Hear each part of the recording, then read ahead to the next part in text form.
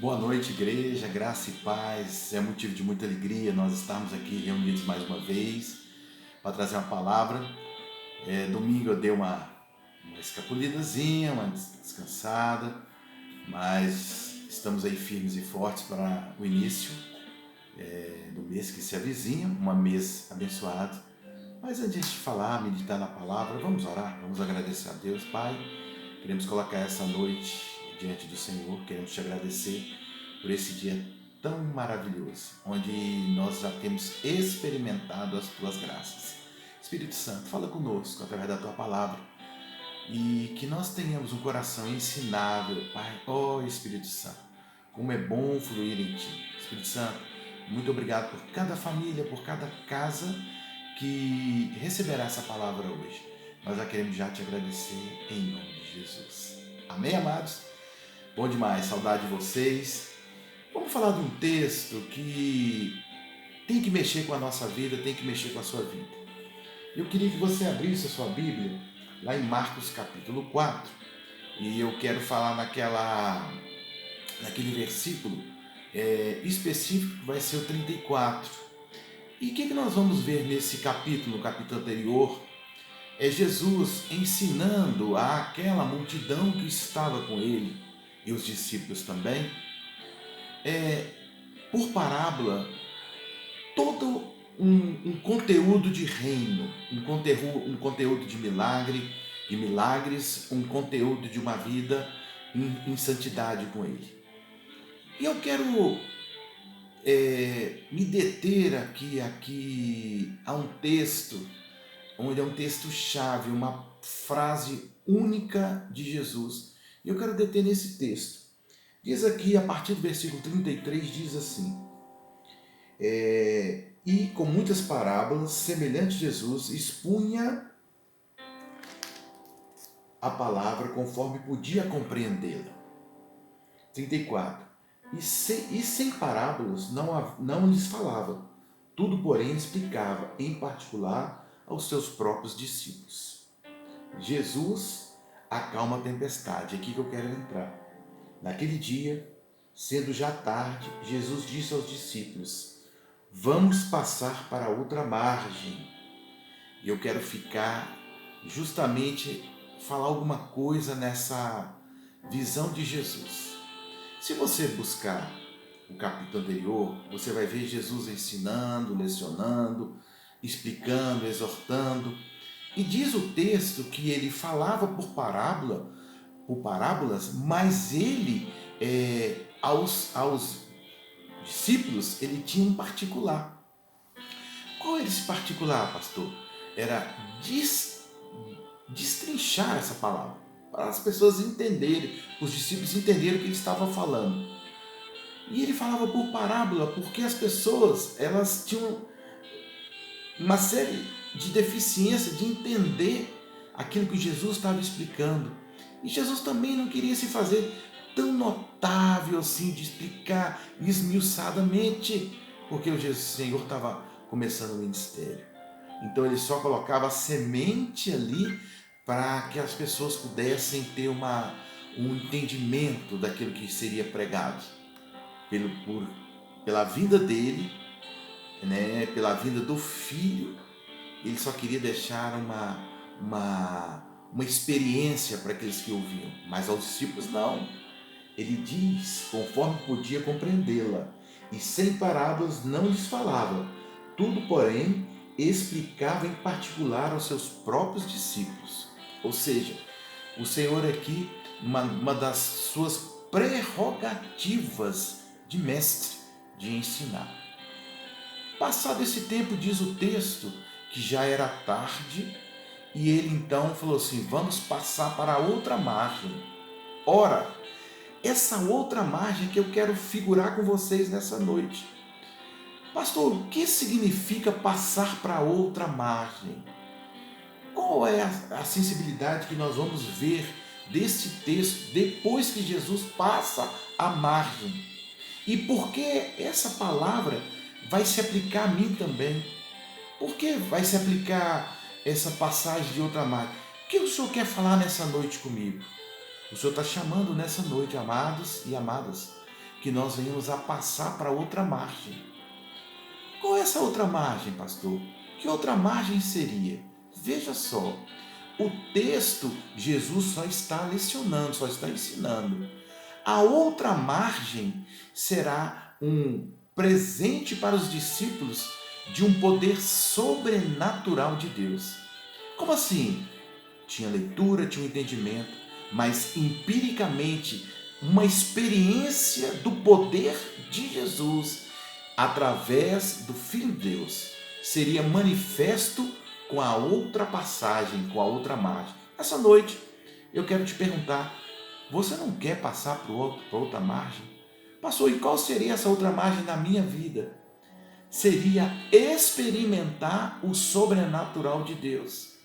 Nós estamos aí há 7 meses, quase 8, talvez no inconformismo, na mesmice, na incredulidade, no medo, no pânico. Agora eu te pergunto, quando Jesus pediu que se passasse para outra margem, ele estava ali no barquinho com quem? Com pessoas que não conheciam o mar? Com pessoas que não conheciam de temperatura, não conheciam de vento, não conheciam de nuvens? Não, Jesus estava com os homens mais experimentados. Homens que Jesus já tinha escolhido para estar com eles, que eram os discípulos. Ora, engraçado, Jesus pede para ir para outra margem. Aqui a Bíblia não relata se o templo estava fechado ou não fechado, mas com certeza no decorrer da palavra fala de uma grande tempestade. O que quer dizer com isso? Talvez a sua vida esteja nessa noite numa grande tempestade e o Senhor está te chamando para passar para outra margem. E a outra margem é nada mais nada menos que experimentar o sobrenatural de Deus. Como eu experimento esse sobrenatural de Deus? Usando o mesmo mecanismo que Jesus usou. E qual foi o mecanismo, pastor? O mecanismo de descansar no Pai. Como assim? E é tão claro e evidente que os discípulos chegam para Jesus e perguntam se o Senhor estava de fato abandonando-os. Jesus dormindo, descansando no Pai. Veio uma forte tempestade com rajadas de vento, mas os discípulos perguntam: será que acabe ao Senhor nos deixar a perecer? Por quê? Porque os discípulos estavam cheios de entendimento, mas estavam vazios do sobrenatural. Talvez a sua vida seja essa. Você está cheio de ouvir a palavra, mas você não consegue colocar em prática a palavra. Você não tem uma verbalização de uma fé. Deixa vir as coisas, o natural vai chegando, a epidemia vai chegando, os problemas financeiros vão chegando, os problemas familiares vão chegando, mas você não tem uma palavra que possa cessar isso. E ali os discípulos experimentaram em Jesus essa palavra do sobrenatural. Porque mais interessante não é a pergunta que eles fazem a Jesus, o mais interessante é a resposta de Jesus. Talvez você esteja caminhando jornadas e jornadas a fio com Jesus, mas você não tem experimentado o sobrenatural de Deus. Por que, pastor, que não tem?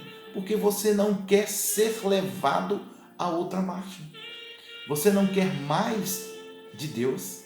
Você está no patamar que você está, a princípio, esse mesmo, tem um probleminha aqui, tem uma tribulação aqui, mas você não tem força, você não tem uma fé suficiente para sair dessa jornada. Nessa noite eu estou te chamando. Vamos juntos com Ele. Ele está no meu barco e no seu barco. Ele está dormindo, tranquilo, repousando. Talvez sejam das poucas palavras, das poucas mensagens que nós encontramos Jesus descansando. Mas não, e eu vou te falar mais uma. O texto aqui não se insere uma preocupação com os discípulos para que Jesus parasse a tormenta, não, porque eles, os discípulos, ainda não tinham experimentado o sobrenatural de Deus. Eles criam que se Jesus no barco, ia dar a eles uma nova direção. Olha, vamos para cá, vamos para a direita, vamos para a esquerda, dar marcha ré no barco. Não. Eles não tinham a noção do poder do sobrenatural de Deus. E talvez você nessa noite também não tenha, não consiga visualizar o que Deus pode fazer na sua vida. Por quê? Porque você não tem verbalizado. E Jesus, ele foi muito contundente com os discípulos. Talvez se dissesse: poxa, eu estava dormindo, descansando, já tinha pregado o dia todo, tinha andado, tinha caminhado. Quando eu vou aqui ressonar, quando eu vou descansar, vocês vêm e me acordam. Vocês não ouviram o que eu já tinha dito? Por que eu tenho essa certeza? Porque o próprio texto diz isso. Que eles ficaram... Olha aqui, lá no 38 diz assim, Marcos 4,38, e Jesus estava na polpa, dormindo sobre o travesseiro. Os discípulos o acordaram e lhes disseram: Mestre, o Senhor não importa que pereçamos? Quantas vezes nós somos isso também? Quantas vezes nós achamos que o Senhor nos abandonou? Vocês acham que Jesus levaria os discípulos para atravessar a margem, para morrer todo mundo no mar? Você acha que a sua vida é hoje para ser perecida em Cristo Jesus? Você acha que ele tem prazer que você morra? Ele tem prazer que você sofra? Não! Ele sabe que nós vamos passar sofrimento. Ele sabe que nós vamos passar aflição. Agora, em quem nós confiamos? Em quem nós entregamos? Ou em quem nós temos crido? E os discípulos foram muito aqui: Senhor, nós vamos perecer. Aí o Senhor dá uma chamada, como nessa noite eu estou querendo dar essa chamada. Que isso? Homens de pouca fé? Que é isso? Como assim? Essa circunstância que você está passando, você não tem condição de me clamar, você não tem uma condição de orar, você não tem condição de abrir a sua boca e dar uma palavra. Como foi simples a palavra de Jesus: aquieta vento e aquieta mar. Nessa noite, você pode dar uma ordem na sua vida financeira, na sua vida sentimental, na sua vida relacional, na sua vida ministerial, na sua casa, com seu esposo, com a sua esposa, com seus filhos. Basta uma palavra: aquieta. Agora, como eu posso dar essa palavra se eu não convivo ou eu não tenho aptidão de fé?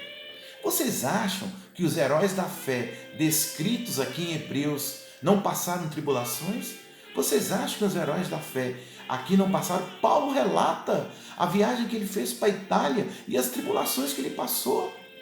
Mas ele mesmo fala: eu sei em quem tem crido, eu sei que ele é poderoso. Se ele me mandou ir lá abrir igreja, se ele me mandou visitar a igreja, é porque ele é comigo. E se essa palavra está chegando para você, é porque ele é contigo. Ele vai na sua dianteira. O que eu tenho que fazer, pastor? Descansar em Cristo Jesus. Colocar em ordem a sua fé. Declarar as verdades de Deus. E outra, será que Jesus não sabia o que esperava-o depois que atravessasse o rio? Olha aqui o que reporta. Ele já começa a curando no capítulo 5 o endemoniado de Gerazeno, e ele começa a ressuscitar a filha de Lázaro. Então, assim, será, amado, que nós não podemos buscar essa mesma fé? Ou seja, Jesus saiu de uma tormenta e saberia que após o rio haveria uma outra tormenta.